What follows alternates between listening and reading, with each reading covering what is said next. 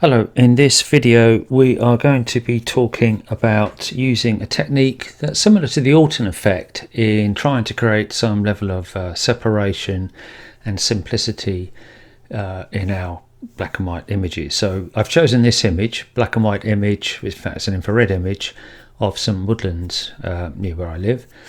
And as you can see, it's a very complex image. There's lots and lots going on in here. And if we use this technique, I think we can simplify it and make the final image a little bit more aesthetically pleasing. Now, the technique is called the Orton effect, and the Orton effect was developed by a photographer called Michael Orton in the 1980s. And essentially what it is, it's creating a layer that is got a blur on it and a level of contrast that will eventually make the image softer, okay, and give it a bit of a glow. And it was quite popular in the 80s. Now, for a black and white image, I'm not going to be adding contrast to it, because I think that with the blacks that we have in here and the whites that we have, it will become, the darks will become too dark. Okay, so I'm going to omit that particular phase, and I'm just going to be using the blur step within this. If you want to find out about the color Orton effect, then look up the appropriate video in our channel.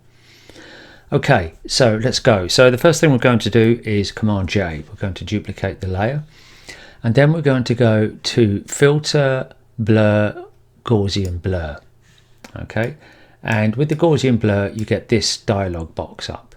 Now we can adjust the radius, and the radius basically dictates the amount of blur that you get. So if we put a very high value in there, it becomes very, very, very blurred, and a low value ever so slightly. Okay. For this effect, it's best to have something around, you know, between sort of 30 and 50. So I'm going to go for 40 as a good compromise. Click OK. And then we're going to go to the opacity layer. Now, as we bring down the opacity, you can see that we've got this sort of glow to the image. But equally, the principal elements of this image are effectively soft. You know, they've been blurred as well, which is what I don't want. What I want is to have the background blurred and glowing, but the foreground elements sharp. So what I have to do is to reveal the layer below. Okay, so the layer below is the sharp layer, the layer above is the blurred layer. And the way I'm going to do that is by applying a mask, by clicking on this icon here, and going to my paintbrush tool and making sure that the foreground color is black. Okay, so as I paint black onto here, if we just zoom in a bit, you'll be able to see that. You can see it's a little bit blurred, but as we paint over it with our black brush, we are revealing what we had behind. Okay, so let's just go up here like this. Let's just come out here so I can work a bit quicker and easier. Okay, so we're going to go right to the top of this tree here. I think I might take this one in the background a little bit. I definitely want to take this one here, okay, and I definitely want to take this one here.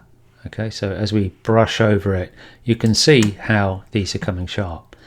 Now, not only do I want the trees in the main part of the picture sharp as such, what I want to do is to also reveal some of the foliage that's in the front. So I'm just going to paint over the leaves that I feel should be nice and sharp, have more relief.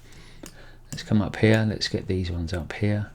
As you can see, as I paint over, they are becoming revealed in a quite nice way.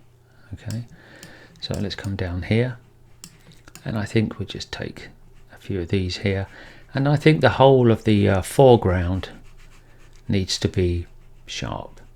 Okay, so I'm just going to go over and take those elements as well. Okay, so let's just step back a bit, and we can switch this off and on, and we can kind of see what we want. Okay, so I think maybe a little bit in there, maybe some of these leaves up here. maybe some of those up there. So as we add the detail to the image, we're also making it visually a little bit more interesting, but definitely we've got different layers to the image, which is quite nice. Okay, take these in here, down here, and those there. Okay, and that kind of gives us a nice effect within the image. So we can turn that off and on. And in fact, if you turn the blurring all the way up, you can see exactly where you have worked. Okay, so you could kind of say, well, okay, there's a few leaves there that I should get as well. Let's just these ones up there. Let's bring that opacity back down again, and we can kind of see a little bit where we want to work. So that brushing effect is very clear as you put the blur up. Okay, and it looks a bit rough and ready there, but as you pull down the opacity, let's have it around there, I think, about the sort of 25-30 mark. And that gives us a very pleasing effect. So that's what we had before, full relief on every aspect of the image. And then the background layer is now softer.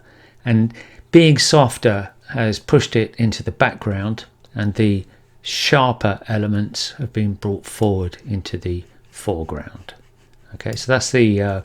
it's kind of a variation of the Orton effect. As I said, Orton is using blur and contrast, but contrast I don't think works for this particular image, so we just use the blur effect.